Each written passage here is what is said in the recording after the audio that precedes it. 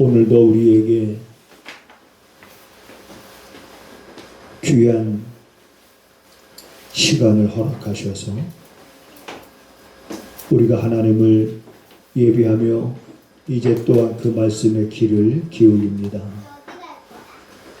그 말씀은 생명의 말씀이요 우리에게 지혜의 말씀이며 우리에게 능력이 됨을 우리가 깨닫사오니 오늘도 이 말씀이 듣는 사랑하는 모든 성도들 심령 마음 가운데 깊숙이 새겨지고 스며들고 심어줄 수 있도록 성령님 도우시며 마귀가 틈타 역사하지 못하도록 지키사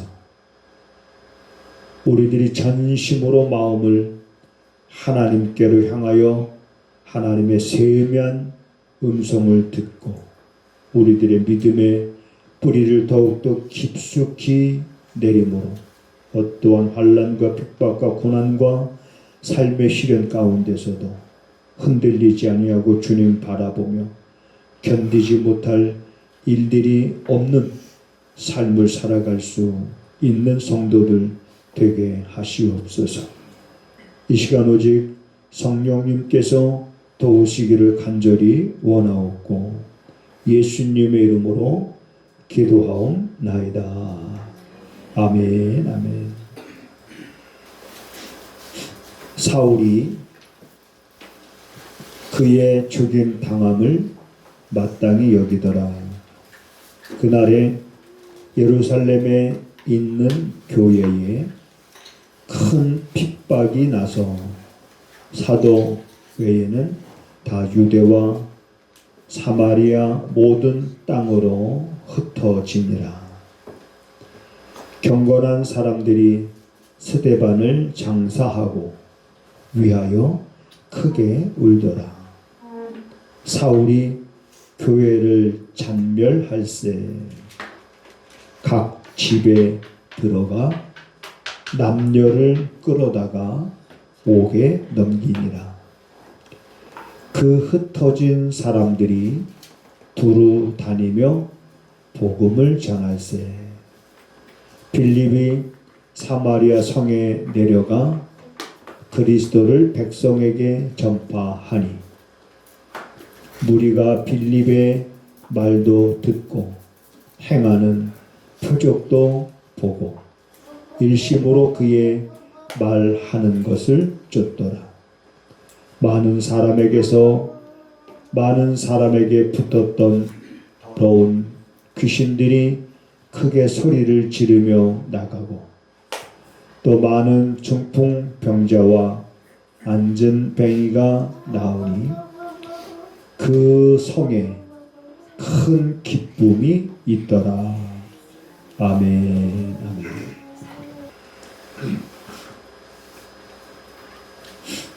우리들이 세상을 살면서 조심해야 될 것들이 참 많이 있습니다. 그런데 또 그 상황에 따라서 환경에 따라서 조심해야 될 것들이 또 이렇게 달라지는 것도 보게 됩니다.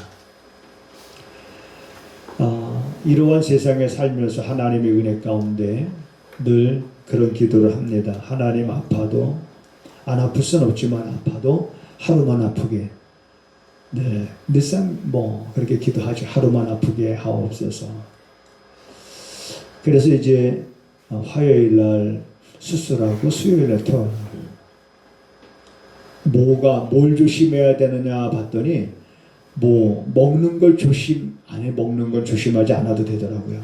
먹는 건 그저 마음껏 다른 거 먹어도 되는데 웃는 걸 조심해야 되겠더라고요. 웃으니까 여기 땡겨가지고 너무 아프고 또 하나 조심해야 될 게 뭔가 봤더니 기침하는 거. 아니 이상하게 평상시에는 기침이 안 나다가 또 뭐 좀 이렇게 물을 먹으면 그게 또 목에 탁 이렇게 걸리나 살이 들렸다고 그러나요? 그러면 기침이 나오면 여러분 이거 안 나오게 할 수 있어요? 기침? 간질간질하면서 기침? 어쩔 수 없이 기침을 하면은 우리 배에 힘이 들어가니까 아무래도 수술한 자리가 이제 아프죠. 그러면서 이제 시간이 벌써 이렇게 수목금토 추위 한 5일 이렇게 지나니까 많이 이제 이렇게 회복되어지는 것 같습니다. 회복시켜 주심도 은혜고 저는 그렇게 생각을 합니다. 26년도 들어서 내 몸을 또 한 단계 업그레이드 했다. 이렇게. 왜냐하면 어느 날 하루아침에 아파서 수술한 게 아니라 늘상 좀 신경이 쓰였던 그런 부분들인데 어느 순간 이제 조금 통증이 느끼고 그러니까 만져보니까 좀 딱딱하고 그래서 더 이상 비로소는 안 되겠다 그렇게 생각을 해서 이제 수술한 건데 여러분 이 수술은 아무것도 아닙니다. 그냥 복강경이라고 해가지고 한 1cm씩 구멍을 뚫러 1cm씩 한 3군데 이렇게 뚫러서 하는 거기 때문에 이런 가운데 한 주간을 지내오면서 제가 아파도 해야 될 일들이 있습니다. 아파도 내가 해야 될 일들을 해야 되기 때문에 그래서 날짜를 딱 화요일 날로 잡고 그래서 화요일 날 잡고 그 다음에 제가 맡은 일이 있으니까는 또 금요일 날도 해야 되고 토요일 날도 하루 종일 또 해야 되고 이렇게 하는데 큰 어떤 그런 무리함을 내 몸이 너무 힘들다 그런 걸 느끼지 못할 수 있음도 그 또한 하나님의 은혜가 아닌가. 자 이렇게 하나님의 은혜 가운데 자 우리가 살면서 나는 이제 하나님께서 기뻐하시는 그러한 일에 내 몸을 드려야 될 텐데 그 가운데 하나가 뭐냐면 목사는 설교입니다. 아파도 해야 되는 게 목사는 어쨌거나 이 설교 준비인데 그래 말씀을 보다가 이 사도행전 8장을 보는데 사도행전 8장을 이번 주만 이렇게 묵상하면서 받겠습니까? 신앙생활에 오면서 수도 없이 봤던 사도행전 8장, 9장 이 말씀들이거든요. 그런데 8장에 보니까 1절에 사울이라고 하는 청년이 나오는데 그 사울이 그의 죽음을 마땅하게 여겼더라 그랬어요. 누구의 죽음이냐면 여기서 그의 죽음이라는 것은 스데반 집사의 죽음입니다. 그럼 왜 스데반 집사의 죽음을 마땅하게 여겼을까? 이 사울이라고 하는 청년이. 스데반 집사는 어떠한 죽음을 당했는가? 우리가 잘 아는 것처럼 스데반 집사님은 사람들이 던지는 돌에 맞아서 순교를 당했습니다. 그러면 왜 스데반 집사는 사람들이 던지는 돌에 맞아서 죽임을 당했습니까? 그거는 스데반 집사님이 복음을 증거하다가 복음을 전했습니다. 그러니까 그 복음을 듣던 사람들의 마음이 찔림을 받았다. 자, 하나 물어볼까요? 마음의 찔림을 받았을 때는 어떻게 해야 됩니까? 내가 저 사람의 하는 말을 듣고 내 마음의 양심의 가책을 받았어. 나의 불의함이 드러났어. 찔림을 받았어. 그러면 어떻게 해야 됩니까? 그냥 회개하면 되는 거죠. 돌아서면 되는 거죠. 그런데 스데반 집사의 설교를 듣고 양심의 가책을 받았던 사람들은 오히려 자기네들의 그런 불의함, 자기네들의 그런 것을 드러낸 스데반을 향해서 돌을 던지기 시작을 했습니다. 그래서 그 돌에 스데반 집사님이 맞아서 죽은 내용은 우리가 잘 아는 것처럼 이제 7장에 기록이 되어져 있습니다. 그래서 이러한 죽음을 사울이라는 청년이 마땅히 여겼다. 그렇다면 이 사울이라는 청년은 어떤 청년입니까? 꽤 공부를 많이 한 청년입니다. 가말리엘의 문화생이라고 그랬고 로마 시민권을 가진 자이고 그리고 유대교인입니다. 자, 여기서 그가 로마 시민권을 가졌기 때문이도 아니고 그가 많이 공부를 했기 때문이도 아니고 그가 믿는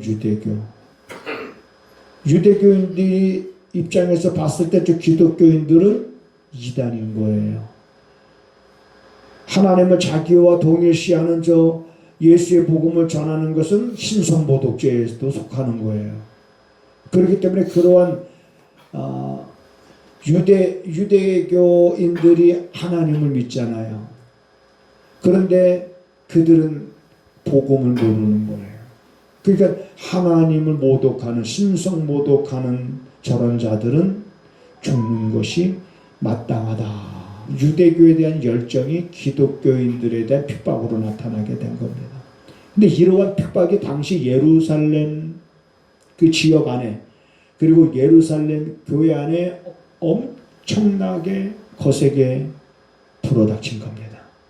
그래서 기세가 등등해서 이제 이 사울이라는 청년이 스데반 집사의 죽음을 마땅히 여기고 그리고 이제 아예 이런 기독교를 진멸하려고 집집마다 다니면서 남자든 여자든 상관하지 아니하고 남녀 구분 없이 붙잡아다가 감옥에 넘기니라. 그렇다면 여러분 그 당시에 그럼 감옥에 아무나 그렇게 기독교인들을 넣을 수 있느냐? 당시 기득권을 쥐고 있던 사람들이 유대교인들이거든요. 제사장, 바리새인, 서기관, 사두개인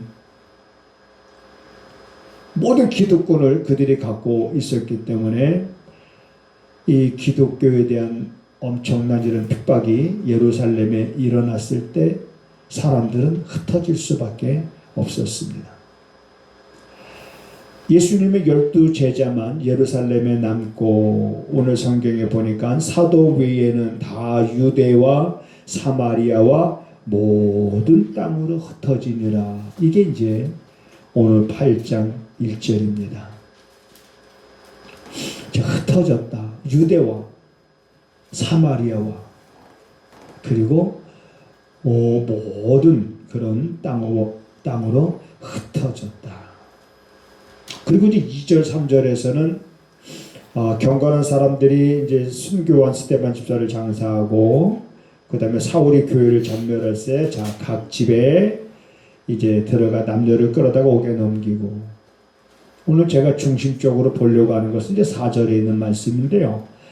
자, 사람들이 흩어졌습니다. 거센 핍박이 일어나는 예루살렘에서 유대와 사마리아와 모든 땅으로 흩어졌습니다. 자, 여기서 중요한 것이 있죠. 흩어진 사람들이 두루 다니며 뭘 어떻게 했다는 얘기예요. 복음을 전하게 됩니다. 흩어진 사람들이 자기가 이 복음으로 인하여 핍박을 받았을 때 그 복음을 떠나는 것이 아니라 그 복음을 인하여 핍박을 받지만은 그럼에도 불구하고 흩어진 그 사람들은 자기가 흩어진 그 자리에서 이 복음을 전하는 겁니다. 저는 이것을 보면서 이렇게 생각을 했습니다. 복음이라고 하는 것은 불씨와 같다. 불씨. 제가 나무 난로를 피우잖아요. 그러면 이렇게 뚜껑을 열고 이렇게 보다가 불씨가 있으면 풍로라고 있어요. 이게 돌리면서 바람을 일으키는 거. 네. 그거를 난로 문을 열고 그 안에다 넣고 손으로 돌리면 바람이 앞으로 나가죠. 바람이 나가면 그 불씨들이 어떻게 되기 시작해요? 살아나기 시작합니다. 불씨들이 살아나기 시작하면서 막 불이 붙기 시작합니다.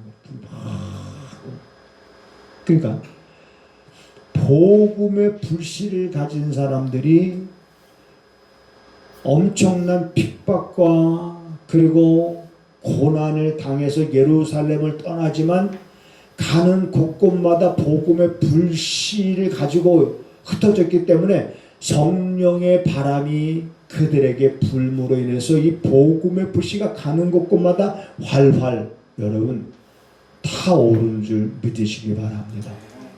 복음의 이 불씨가 올라야 놀라운 기적이 나타납니다. 역사가 나타납니다. 그 가운데 오늘 보니까 빌립이라고 하는 사람은 어디로 갔냐면 사마리아 성으로 내려갔습니다. 그 내용은 5절에 나오고 있어요. 빌립이 사마리아 성에 내려가서 그리스도를 백성에게 전파하니 복음을 전파합니다. 사마리아 성에 내려가서 복음을 전합니다. 그러니까 무리가 빌립이 전하는 그러한 말을 듣고 빌립이 행하는 표적도 보고 일심으로 그의 말하는 것을 쫓기 시작합니다. 그리고 복음을 전할 때에 많은 사람들에게서 붙었던 더러운 귀신들이 크게 소리를 지르면서 나가고 많은 중풍병자와 많은 안진뱅이들이 나으니 사마리아 성에 큰 기쁨이 있더라. 우리 따라서 한번 해보겠습니다. 복음이 들어가는 곳에 큰 기쁨이 넘치더라. 복음이 들어가는 곳에. 빌립은 오직 그 복음만을 그 사마리아 성에 가서 빌립 안에 있었던 복음의 불씨가 불타오르기 시작합니다. 성령의 바람에 의해서 이 복음의 불씨가 활활 뜨겁게 타오를 때 빌립의 입에서는 더욱더 강력한 이 복음이 저들에게 전파되어졌고, 복음이 전파되어질 때 여러분 더러운 귀신들이 물러가고 병든 사람들이 낫는 이런 역사가 일어남으로 인해서 이 사마리아 성에 큰 기쁨이 있더라. 그러므로 오늘 우리들은 이러한 말씀을 보면서 이러한 현상들이 빌립에 의해서 사마리아 성에만 일어났던 것이 아니라 복음을 가진 자가 가는 곳에는 이와 같이 동일한 역사가 일어나는 줄 믿으시기를 바랍니다.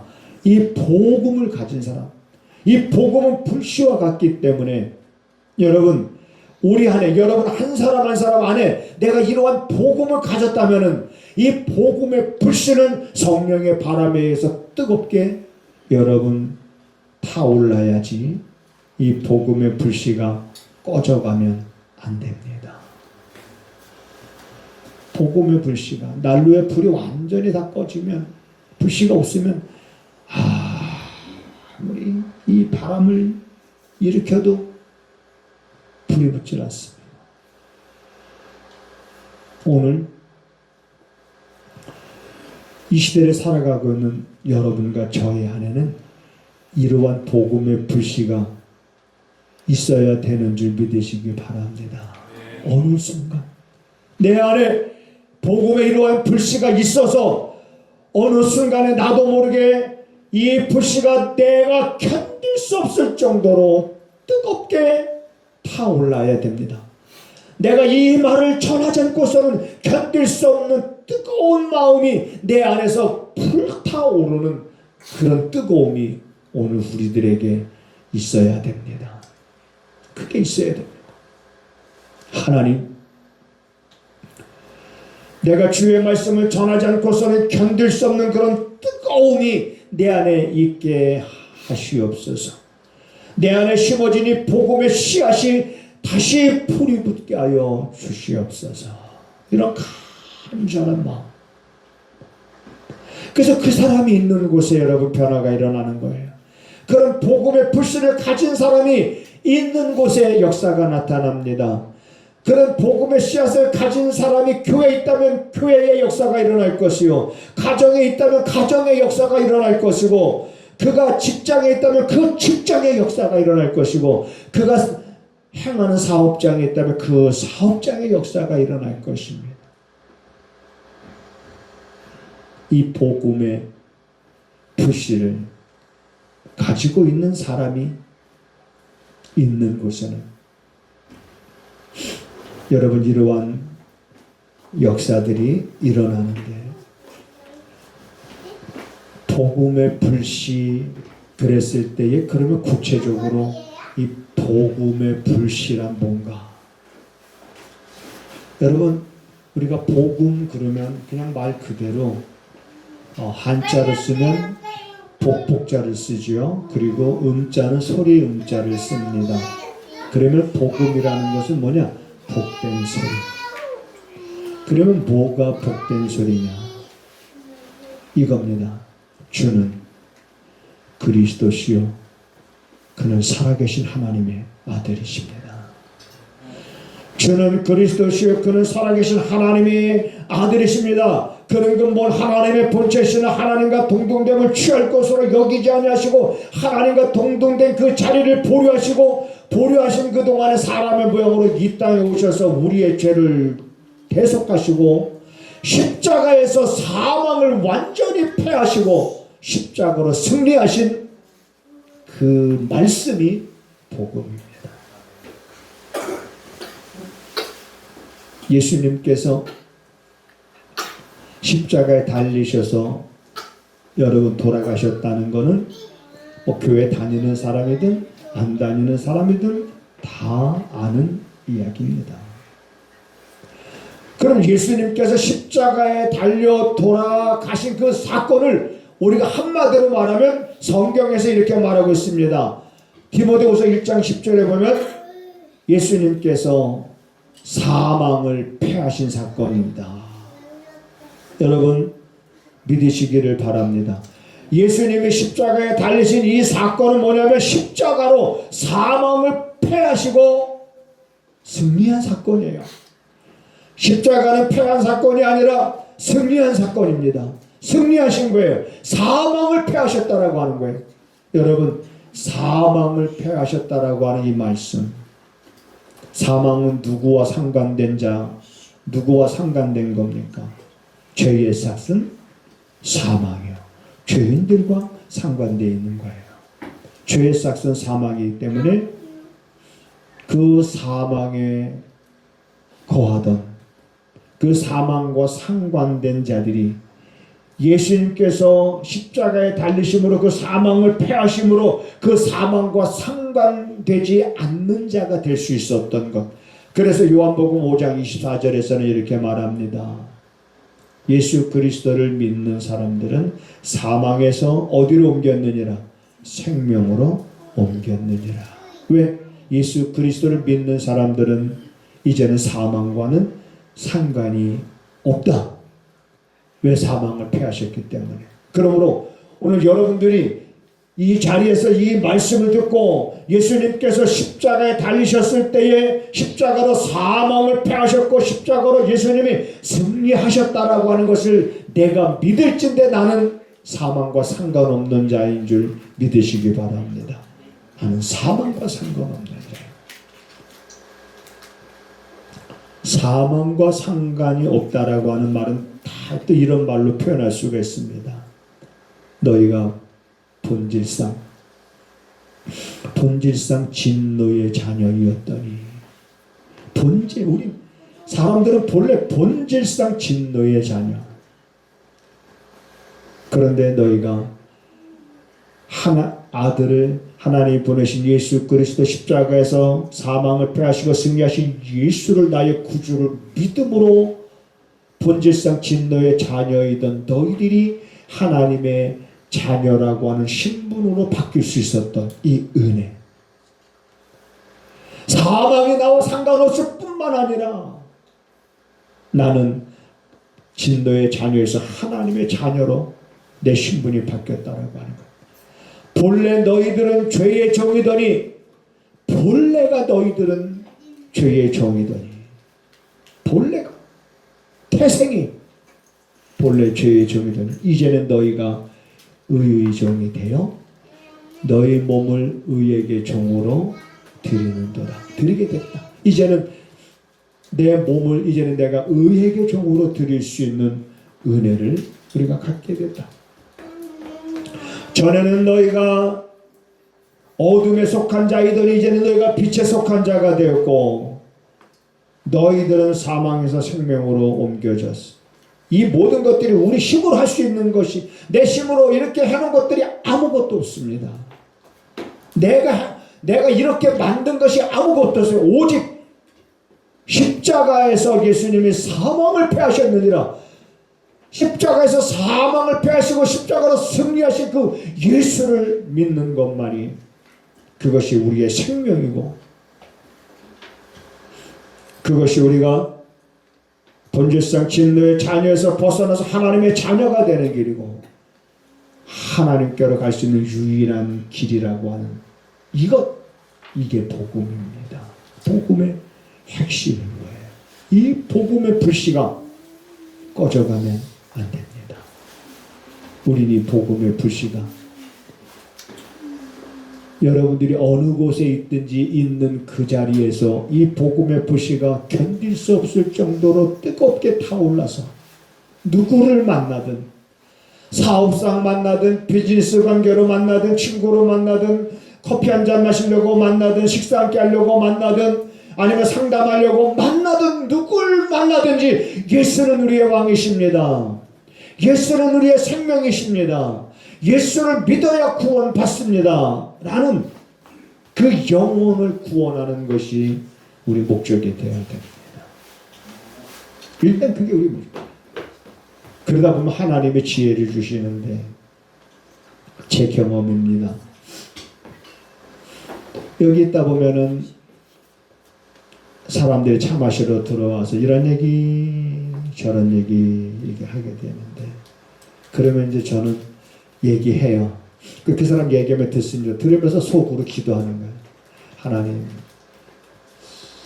어떤 타임에 이 사람에게 복음이 증거될지 그 타이밍을 허락해 주시옵소서. 이제 그 사람 얘기 듣다가 그러다가 어느 순간에 그런 타이밍이 딱 옵니다. 그러면 그 사람한테 참 마음에 위로가 되어지고 그 사람의 형편을 이해하면서 그 사람의 아픔을 끌어안으면서 그러면서 쭉 얘기하면서 결론은 그거예요. 그래서 인생은 황혼이 아름다워야 되는데 해가 동쪽에서 떠서 서쪽으로 질 때 아름답다고 하지 않습니까? 인생도 똑같이 이렇게 황혼이 아름다워야 되는데 황혼이 아름다우려면 믿음이 있어야 됩니다. 우리 마음만 가지고 되진 않습니다. 우리 생각만 가지고는 되진 않습니다. 인간의 힘엔 한계가 있기 때문에 이제 황혼에 이르지 않았습니까? 이 황혼에 이른 내 삶이 이 삶이 더 불안해하고 두렵고 기쁨이 없는 삶이 아니라 더 아름다운 삶이 되려면 믿음이 있어야 되는데 그 믿음은 사람들이 해돋이를 보려고 해가 뜰 때 그 태양을 보면서 소원을 빌어요. 저마다 소원을 비는데 뜨는 해를 보고 소원을 비는 것이 아니라 그 태양을 지으신 하나님을 보고 하나님께서 저 태양을 지으셨지 저 태양을 지으신 그 하나님의 복을 주시는 분이 그 하나님을 보고 바로 그 하나님 우리가 기도해야 됩니다. 그 하나님은 당신도 사랑하고 그 하나님도 나도 사랑하고 그 하나님은 우리가 한 번도 우리가 부르면 거절하거나 우리의 소리를 외면하시는 분이 아니라 모든 것을 위하여 우리들을 위해서 다 준비해 주신 하나님. 요양원에 가면 어떻게 복음을 전해야 될까 고민스러웠습니다.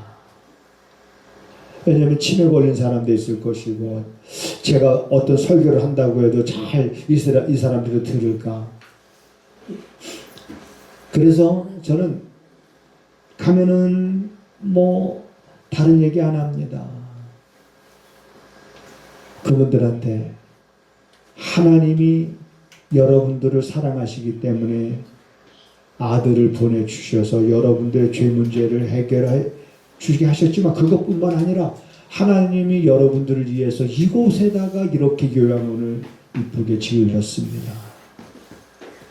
그리고 요양원을 지은 것으로 끝난 것이 아니라 이곳에 여러분들을 섬기라고, 여러분들을 보살피라고, 여러분들을 잘 헤아리라고 많은 돕는 선생님들을 보내주셨습니다.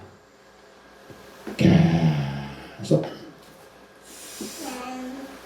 하나님이 여러분들을 위해서 준비하신 것이 이렇게 많다라고 하는 거예요. 그래서 그 하나님을 믿고, 그리고 기도는 한 가지만 합니다. 내려오지 못하는 사람들은, 침대에 누워 있어야만 하는 사람들은 내려와서 예배를 못 드리는 거예요. 그러니까 침대에 누워만 있는 사람들, 무슨 삶의 소망이 있겠습니까? 힘이 없고, 침대가 자기 삶의 터전의 전부라는 게 너무나 여러분 열악하지 않습니까? 마음이 안타까운 거예요. 그래서 가서 기도합니다. 하나님,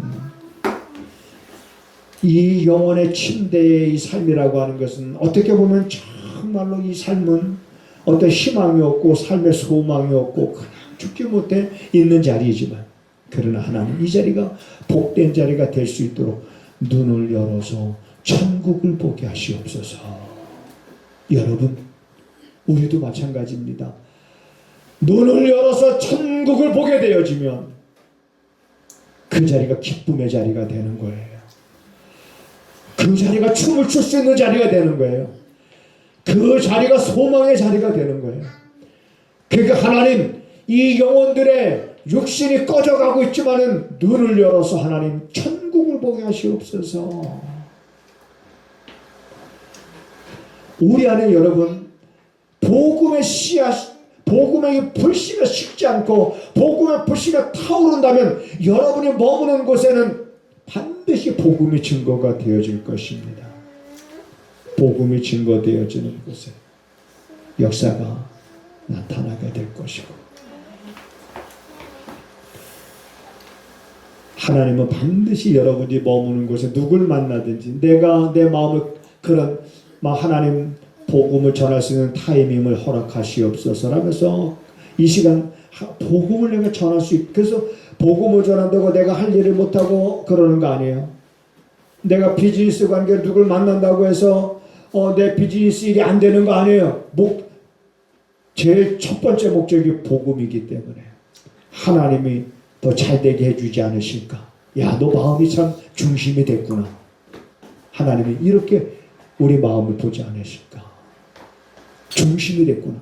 어떻게 해서든지 복음을 먼저 증거하고자 하는 이런 뜨거운 이런 불씨가 우리 26년도에 여러분에게서 제게서도 활활 타오를 수 있게 되기를 주님의 이름으로 부탁을 드립니다. 사랑하는 성도들이 시간마다 분마다 초마다 하나님의 살피시는 손길을 경험하고, 그리고 이제 그 입가에서는 여호와는 나의 목자시니 나는 부족함이 없습니다.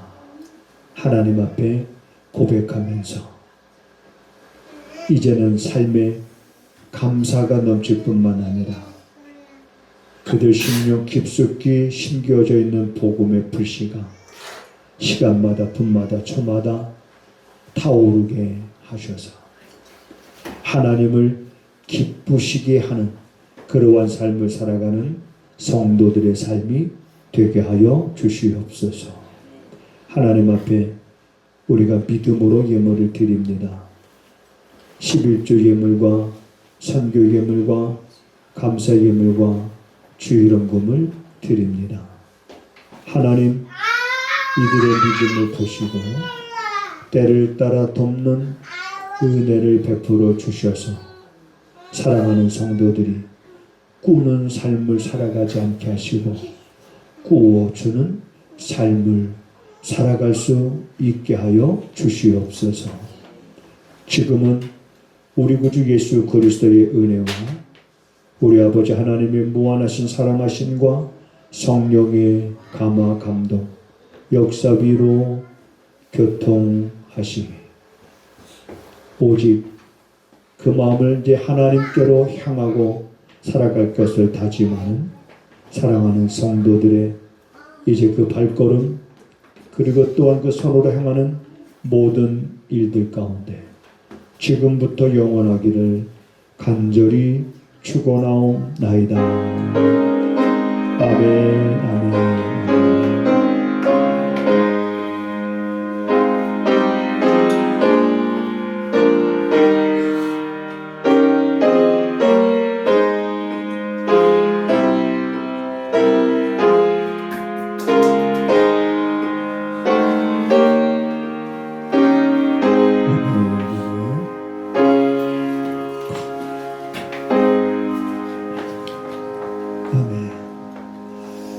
네, 하나님을 우리 크게 봅시다. 서로 인사하시고요.